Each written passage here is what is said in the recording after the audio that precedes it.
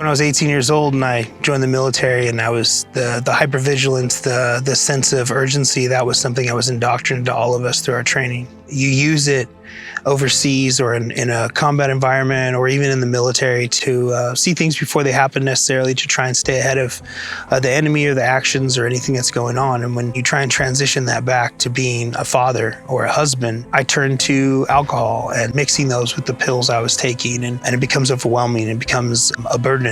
It's like being on your computer and having 1,000 windows open. And every time you close one, another one opens and you can never catch up. And thinking things would be easier without me. And I thought, you know, tonight's the night. Tonight's the night to just end it. The last thing I remember that night is passing out in my wife's lap, and she was playing with my hair. I told her I loved her. And then I fell asleep.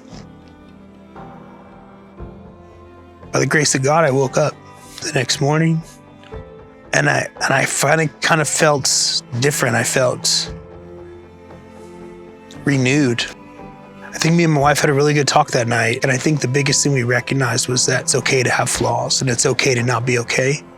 So while transitioning from the military and having the normal transitional stresses, I started feeling myself slipping back into that dark spot. And then I got a phone call from a former colleague of mine, Nino Gray, who now works for Wounded Warrior Project. And he said that I was eligible for the program and what it was about. And it was probably the time I needed them most in my life, the time I needed somebody. That's who was there, was Wounded Warrior Project.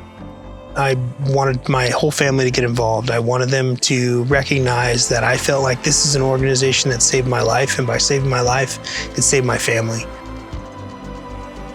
I realized I was more than just that person that went overseas. My life is bigger than that, and I have so much more ahead of me, and that I need to live my life every day honoring those people that didn't get to come home, not just tomorrow, but the next day and every day following that.